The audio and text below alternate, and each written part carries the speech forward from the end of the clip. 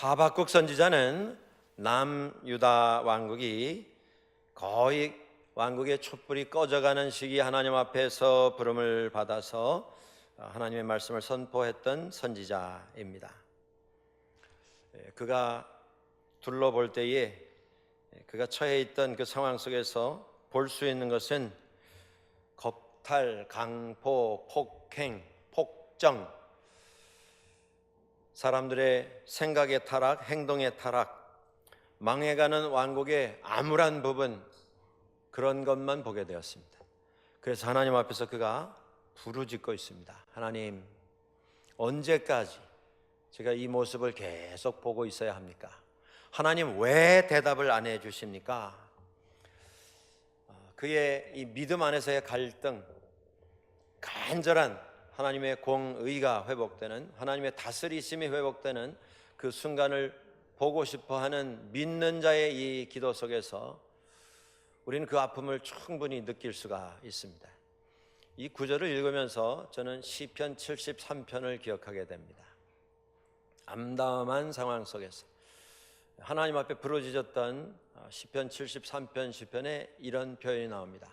하나님, 왜 발을 떼지를 않으십니까? 하나님, 발을 들어서 이 땅에 좀 그 발을 들여놔 주십시오.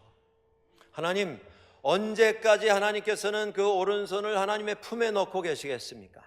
그 손을 좀 펼치셔서 저희들에게 은혜를 허락해 주십시오. 얼마나 답답하고 얼마나 암울한 상황이었으면 그런 표현까지 써가면서 하나님께서 역사하시기를 구원했겠습니까? 이 암울한 상황 속에서 하박국이 열심히 외쳤습니다마는 결국 나라는 바벨론에 의해서 멸망을 받게 됩니다. 그런데 그 암담한 상황 속에서 회복이 그의 생전에 눈앞에 실현되는 것을 보지 못한 상황 속에서 하박국은 믿음 안에서 결론을 내리고 있습니다. 그는 이렇게 말합니다. 오직 의인은 믿음으로 말미암아 살리라. 오늘 우리들의 세상에서의 삶도 마찬가지입니다. 여러 가지 상황, 여러 가지 불편한 이러한 모습들, 이러한 형편들이 우리 주변에 있을지라도 우리가 끝까지 하나님 앞에서 기도하며 하나님의 인도하심을 구하며, 그리고 우리의 결론도 하박국의 결론과 같은 오직 의인은 믿음으로 말미암아 살리라, 이 결론이 우리의 결론이 되어야 할 것입니다. 설교하는, 목회하는 목사들에게 항상 자주 던져지는 질문이 있습니다. 대표적인 두 가지 질문이 있습니다. 첫째는 이제 설교를 해야 하는데, 말씀을 전하게 되었는데 하나님께로부터 이것이 이번에 내가 선포해야 할 새로운 말씀이다 라고 하는 것을 확인받을 수 없었던 순간이 있었습니까? 이제 설교를 해야 하는데 마음속에 확신이, 하나님께서 이걸 선포하라 하시는구나 라고 하는 그 확신이 없었을 때가 있었습니까? 두 번째 질문이 있습니다. 그 질문에 대해서 내가 그 확신이 없었을 때가 있었습니다 라고 하는 대답을 하게 됐던 상황 속에서, 그러면 그렇기 때문에 설교하는 것을 거부하셨습니까? 라고 하는 질문입니다. 제가 존경하는 우리 원로 목사님 가운데 박재훈 목사님이라고 있으십니다. 우리 박재훈 목사님은 우리가 잘 아는 찬송, 여러분들 잘 아시는 지금까지 지내온 것, 찬송가 작곡을 하신 한국 교회 음악의 아주 대원로이시고, 또 인생 후반에 우리 목사님께서 헌신하셔서 신학 공부를 하시고 목사 안수를 받으셔서 지금은 이제 은퇴하셨습니다마는 목회를 하셨던 그런 분입니다. 저희 세상 떠나신 선친과도 막역한 사이이셨고, 그래서 지금 토론토에서 생활 중이신데 제가 기회만 되면 여러 번 뵌 적이 있습니다. 그 목사님이 간증을 하시면서 우리 성도들 앞에서, 후배 목사들 앞에서 이런 말씀하신 적이 있습니다. 모든 목회자들이 다 경험하는 일이겠습니다만은 이제 주일이 점점 가까이 다가오면서 말씀을 준비해야 하는 것이, 이것이 대단한 부담입니다. 누구에게나 목회를 몇 년 했느냐 이것과 상관없이 매번 출산을 하는 듯한 이런 경험을 하게 됩니다, 목회자들이. 그런데 우리 박 목사님께서 주말이 다가오면서 말씀을 준비하기를 시작했는데, 아무리 말씀을 가지고 고민을 해도 방향이 잡히질 않더랍니다. 이번 주일에 이 말씀을 가지고 어떤 내용으로 선포를 할 것인가, 아무리 노력을 해도 아이디어가 떠오르지 않더랍니다. 고민을 하고 기도를 하고 하나님 앞에 부르짖는데 토요일이 됐는데도 방향이 잡히질 않았다고 합니다. 해가 지고 밤이 되었는데도 설교가 준비가 되질 않았습니다. 고민 진땀을 흘리다가 자정이 넘었습니다. 이제 주일날 아침이 되는 것입니다. 1시, 2시가 됐는데 우리 박 목사님께서 드디어 포기를 하셨답니다. 그리고 하나님 앞에서 기도하고, 제가 이번 주일은 찬송으로 하나님 앞에 말씀을 올리겠습니다, 그렇게 생각하고 밤 2시부터 작업을 시작하셔서 작곡을 하셨습니다. 새벽 아침에 일찍 찬양대원들에게 연락하셔서 오늘은 좀 1시간 먼저 나오십시오. 다들 일찍 소집을 하시고 새로 밤을 새서 작곡한 그 작품을 가지고, 찬양곡을 가지고 연습을 해서 그날 예배 때에 박 목사님이 교회 앞에 나가셔서 고백을 하셨답니다. 죽을 고생을 했는데 말씀을 제가 찾지를 못했습니다. 그래서 하나님께서 제게 주신 달란트, 찬양하는 걸 가지고 오늘은 말씀을 선포하겠습니다. 그리고서 찬양을 드리는 예배가 있었다는 말씀을 제가 들었습니다. 저도 설교를 매주 하는 사람입니다. 한 번도 아니고 몇 차례를 해야 하는 이런 목회를 감당을 하는 중에 있습니다. 저에게 어떤 분이 이번에 설교를 해야 하는데 하나님께서 이번에 말씀을 선포할 내용이 이것이다 라고 하는 확신을 주신 것이 확인이 되지 아니하는 그런 경우가 있었습니까? 라고 물으신다면 제 대답은 그렇습니다, 예스입니다. 두 번째 질문, 그러면 확인이 되지 않았을 때 설교하는 걸 거부하고 거절하셨습니까? 누가 물으신다면 두 번째 질문은 노입니다. 확신이 부족한 때는 있었습니다만 그럼에도 불구하고 설교는 계속 했습니다. 때로 저만이 아니라 모든 목사님들께서 같이 경험을 하시겠습니다만은 준비가 되지 않았다라고 하는 부담이 있을 때가 있습니다. 전하려고 하는 그 말씀을 적절히 전달할 수 있는 새로운 표현, 신선한 단어가 떠오르지 않을 때가 있습니다. 개인적인 일 때문에 정신이 혼란한, 정신이 다 여기저기 흩어져 있는, 가정의 일 때문에, 개인적인 일 때문에 생각이 집중이 되지 아니하는 때가 있습니다. 최선을 다했다 이렇게 장담하지 못하는 경우도 있습니다. 그러나 설교는 합니다. 맡겨진 것이기 때문에 할 수 없어서 어쨌든 감당을 해야 하기 때문에 해치워야 하기 때문에 하는 것이 아니라 하나님의 말씀과 하나님의 능력이 도구로 사용되는 인간이 부족하고 모자라고 준비가 완벽하게 되지 않았다 할지라도 하나님께서 나라고 하는 한 인격을 통해서 선포하시는 하나님의 말씀에는 여전히 은혜가 있고 능력이 임하시게 된다는 것을 믿기 때문에 그 일을 합니다. 매번 설교자들은 준비는 합니다만은 사실 매번 설교자들은 하나님 앞에서 고백하며 설교단에 올라옵니다. 하나님, 부족합니다. 어림도 없습니다. 어떻게 하나님의 말씀을 전달을 하겠습니까? 그러나 하나님 사용하여 주십시오.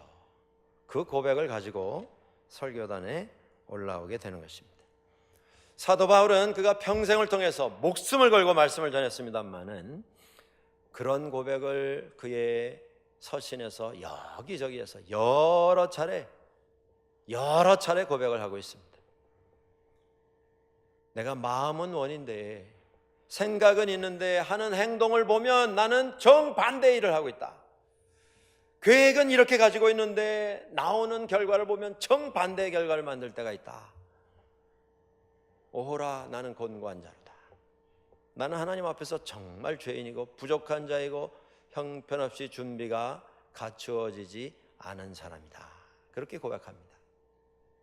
그런데 똑같은 그가 고린도 후서 12장 10절에서 이렇게 고백합니다. 그러므로 내가 그리스도를 위하여 약한 것들과 능욕과 궁핍과 박해와 곤고를 기뻐하노니 이는 내가 약한 그때에 강함이라.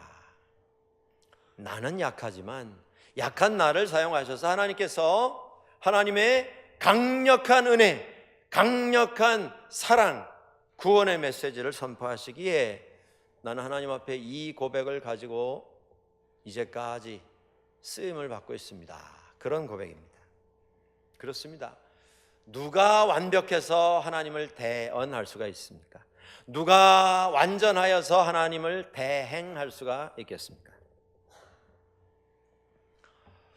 오늘 우리 믿는 사람들은 하나님 앞에 부름을 받은 사람들로서 세상을 향해서 뭔가를 말해야 한다라고 하는 이런 생각을 가지고 있습니다.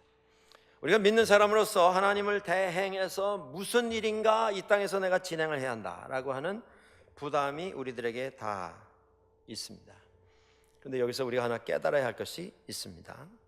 하나님께서 가지시는 우리에 대한 관심은 내가 지금 하나님 믿는 사람으로서 무슨 말을 하고 있는가, 이게 중요합니다만은 하나님의 우선적인 관심은 거기에 초점이 맞춰져 있지 않습니다. 내가 하나님을 믿고 믿음을 고백하는 사람으로서 하나님 앞에서 내가 어떤 일을 지금 하고 있는가, 어떤 일을 감당하고 있는가, 그게 중요합니다. 우리가 늘 성의를 기울여서 어떤 일을 감당을 해야 할 것입니다. 그러나 하나님의 주된 관심은 거기에도 맞춰져 있지 않습니다. 하나님의 가장 주된 관심은 내가 어떤 말을 하고 있는가, 지금 어떤 일을 하고 있는가, 그것이 아니라 내가 하나님 앞에서 어떤 존재로 살아가고 있는가, 나의 존재에 대한 것에 하나님의 관심이 맞춰져 있다고 하는 것, 이걸 우리가 깨닫고 신앙생활할 필요가 있습니다.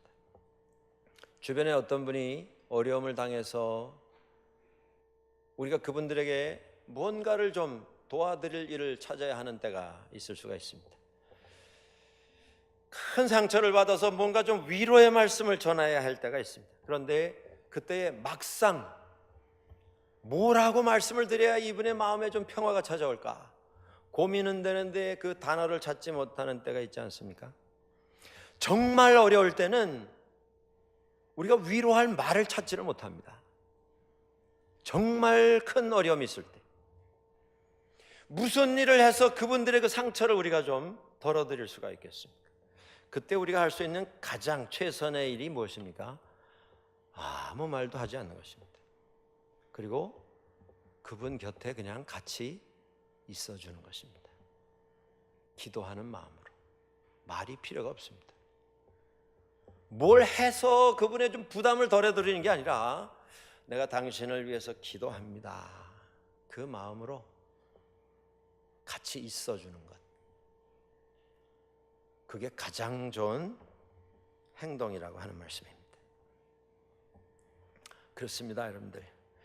우리가 지금 어떤 존재로 이 땅에 있는가, 그것이 우리가 무슨 말 하는가, 무슨 일을 하는가, 그것보다 더 의미가 있고 중요한 것입니다. 그럼에도 불구하고 우리 믿는 사람들이 잠시도 침묵을 견디지를 못해 합니다. 말을 해야 하는 해야 할 말을 찾는 그 부담보다 아무 말 하지 아니하고 침묵을 지키는 게 더 큰 부담입니다. 그래서 억지로 무슨 말인가를 좀 해보려고 노력을 합니다. 그게 아니라고 하는 것이죠. 무슨 말을 하는 것보다, 무슨 행동을 하는 것보다 우리가 어떤 존재로 하나님 앞에 서 있는가, 그게 더 중요합니다. 근데 믿는 사람들이 그 부분에 혼란을 가지고 생활을 하고 있습니다. 예수 그리스도의 삶을 한번 여러분들 생각을 해보시기를 바랍니다. 주님께서는 말씀을 선포하시는 일에 전력을 다하셨습니다. 사람들 고치시고 치유하시고 그들을 위해서 뭔가 섬기시는 행동을 하는 것을 위해서 전력을 다 쏟아부으셨습니다. 그런데 예수님께서 이것이 천국의 말씀이다, 귀 있는 자는 들을지어다 막 말씀하시다가 돌아서자마자 또 어떤 일을 행하시고 그 어떤 일이 끝나자마자 또 돌아서셔서 2편 설교, 3편 설교를 계속하시는, 그렇게 예수님께서 사신 분은 아니셨습니다. 제가 잘 아는 요한복음 8장에 보시면 가늠하다 현장에서 잡혀서 끌려 나온 여인을 만나시는 예수 그리스도의 모습이 소개가 됩니다. 그 여인을 잡아서 끌고 나왔던 군중들이 있었습니다. 그들은 다 경건한 유대인들이었습니다. 그들은 잠시도 쉬지 않고 어떤 말을 쏟아냈습니다. 고함을 쳤습니다. 소리를 질렀습니다. 그런데 그들의 그 땅을 흔드는, 열심히 외쳐대는 그 모든 말의 결론이 뭡니까? 이 여인은 죄인입니다. 돌로 쳐 죽여야 됩니다. 죽이자는 게 결론이었습니다. 그리고 그 말과 함께 그들은 행동했습니다. 다 흥분해서 분노를 품고 증오를 품고 다 돌을 들어서 이 여인을 대낮에 쳐 죽이려고 했습니다. 그들의 행동의 결론이 뭡니까? 살인극입니다. 근데 그 상황에서 예수님께서 어떻게 반응하셨습니까? 그 흥분한 군중들의 외침, 주장, 논리, 율법,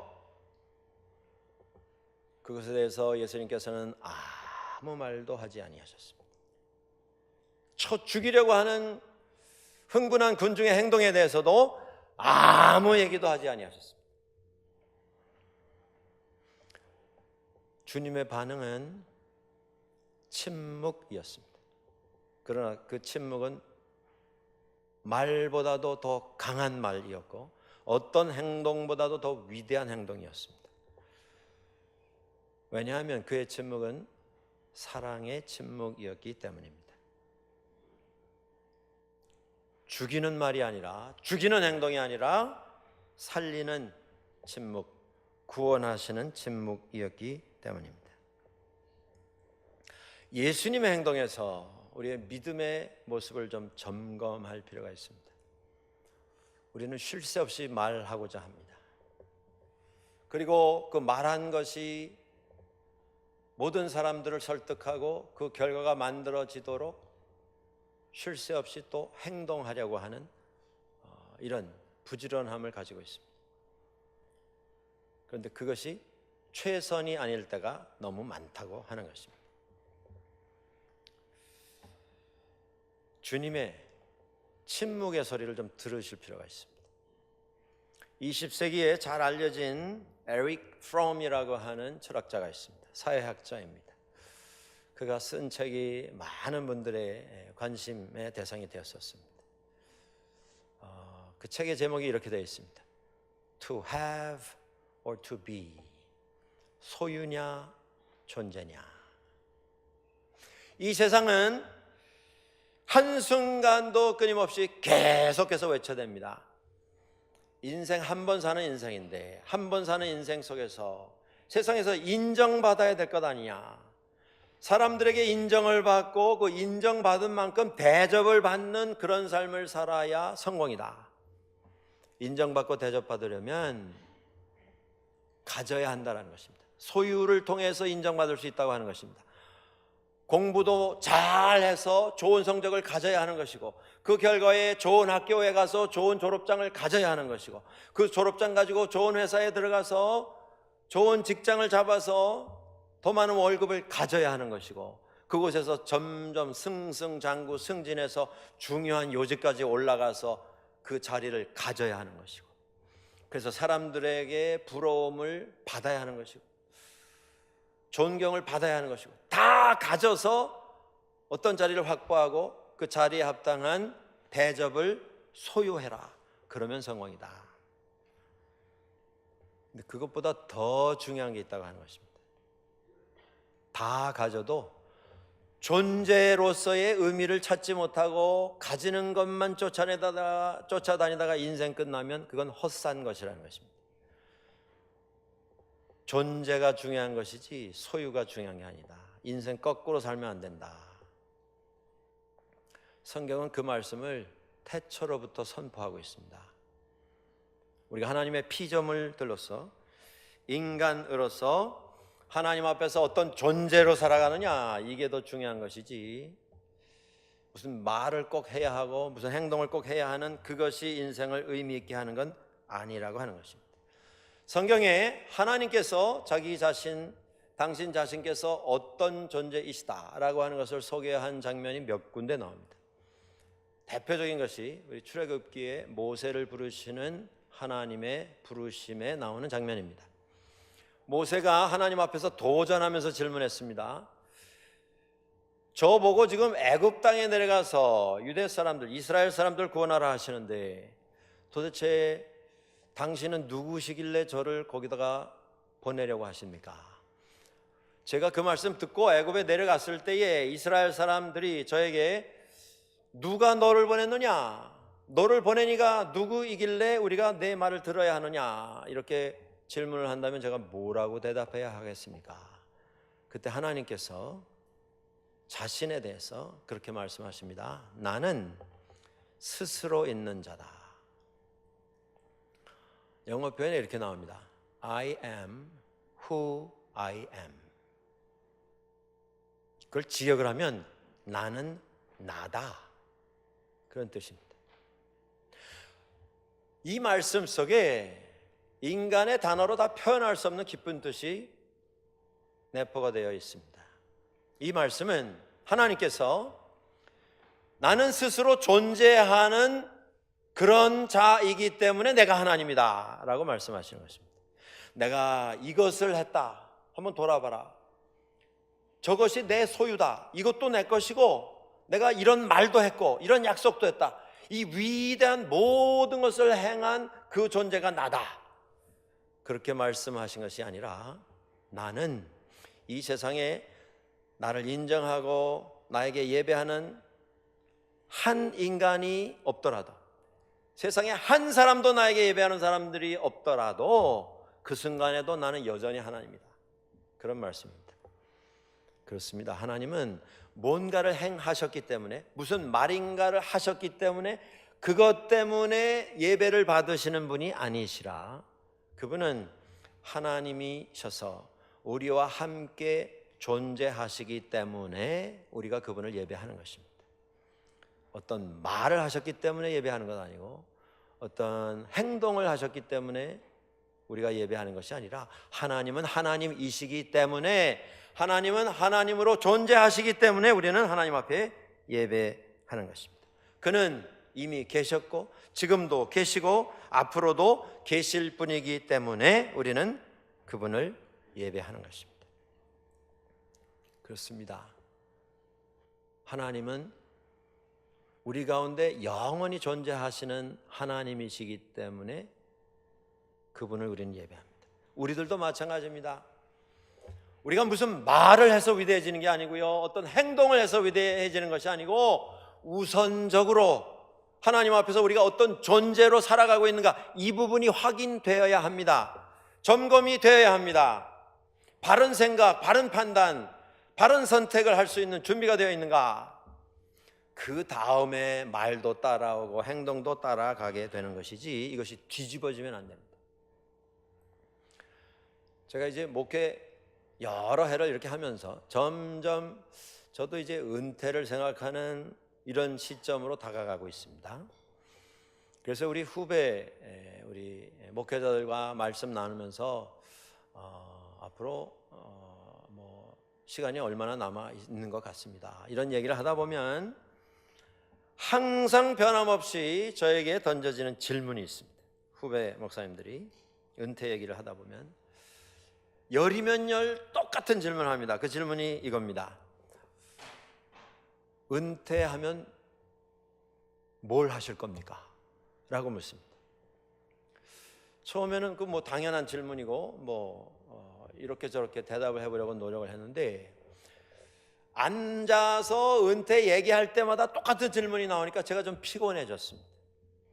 왜 피곤해졌냐 하면요, 우리 한국 기독교인들이 얼마나 바쁘게 살았는지 은퇴한 다음에도 뭘 할 거냐고 묻습니다. 저는 그들에게 그렇게 대답을 했습니다. 나는 은퇴한 다음에 뭘 할 계획이 전혀 없다. 나는 은퇴한 다음에 그냥 살려고 한다. 인간으로 살아갈 거다. 나는 하나님의 아들로 좀 살고 싶고 하나님의 백성으로 하나님을 기쁘시게 해드리는 삶, 하나님이 좋아하실 삶, 하나님이 자랑스럽게 자랑하실 수 있는 그런 삶을 좀 살아가고 싶다. 나보고 자꾸 뭐 할 거냐고 묻지 마라. 난 아무것도 안 하고 그냥 살 거다. 그렇게 말했습니다. 여러분의 은퇴 계획은 어떻게 세워져 있습니까? 뭘 하실 겁니까?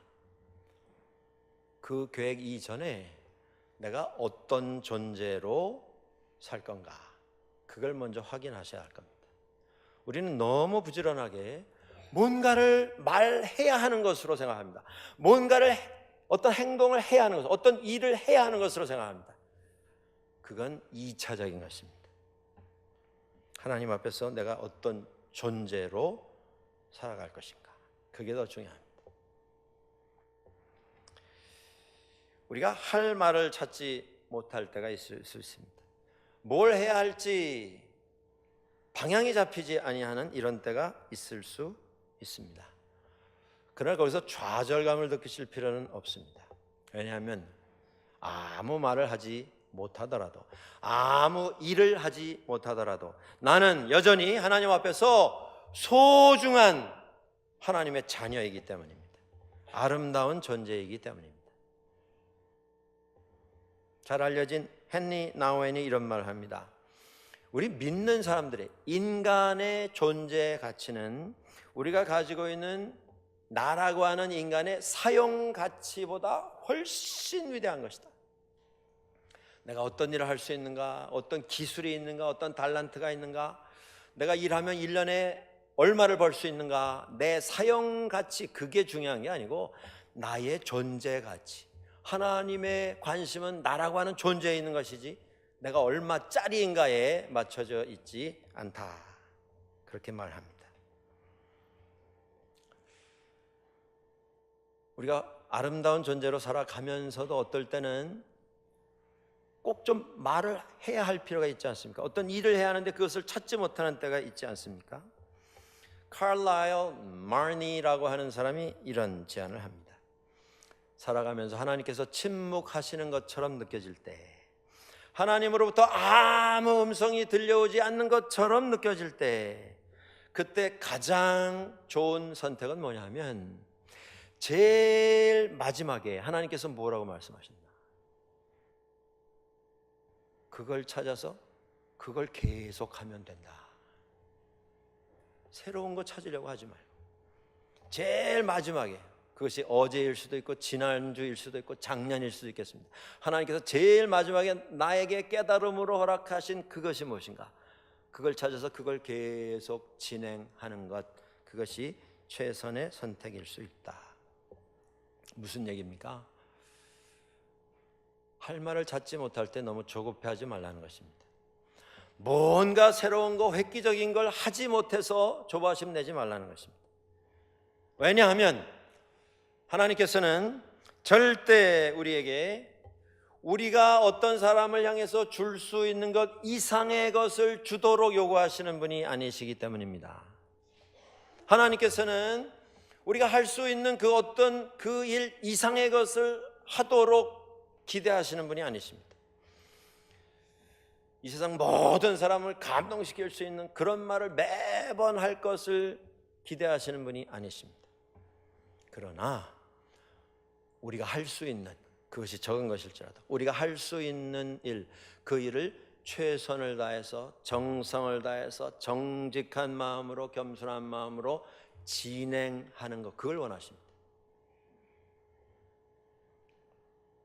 모든 사람에게 감동을 주는 영웅적인 삶을 우리가 꿈꿀 것이 아니라 하나님 앞에서 겸손한 마음 가지고 내게 맡겨주시는 그 말에 충실하면 됩니다. 내게 맡겨주신 그 책임에 충성하면 되는 것입니다.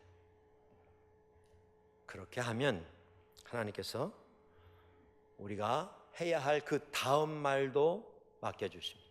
우리가 감당을 해야 할 그 다음 일도 우리에게 허락을 해 주십니다. 하나님은 우리를 사랑하시는 분이시고 우리와 동행하시는 분이십니다. 우리의 답답함을 다 알고 계시는 분이시고 지켜보고 계시는 분입니다. 은혜의 시작은 하나님의 사랑, 복음의 시작은 하나님의 은혜, 하나님의 은혜와 사랑이 복음의 시작이고 복음의 결론입니다. 누가 하나님 앞에서 완벽할 수 있으며 누가 하나님 앞에서 완전하여 하나님의 말씀을 대언할 수 있겠습니까? 누가 하나님께서 맡겨주시는 그 일을 성공적으로 매번 감당할 수가 있겠습니까? 아무도 그렇게 할 수 있는 사람이 세상에는 없습니다. 그러나 우리가 다 부족한 존재라고 하는 것을 고백하면서 하나님 앞에 엎드릴 때 하나님께서는 그 사람을 들어서 이 위대한 일들을 이루어 가도록 해 주십니다. 사도 바울이 고린도후서 4장 6절 이하에서 이런 말을 합니다. 어두운 데에 빛이 비치라 말씀하셨던 그 하나님께서 예수 그리스도의 얼굴에 있는 하나님의 영광을 아는 빛을 우리 마음에 비추셨느니라.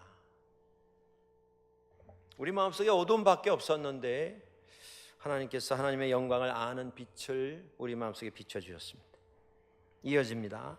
우리가 이 보배를 질그릇에 가졌으니 이는 심히 큰 능력은 하나님께 있고 우리에게 있지 아니함을 알게 하려 함이라. 우리는 다 질그릇 같은 사람들입니다. 흙으로 빚어 만든 토기 같은 존재들입니다.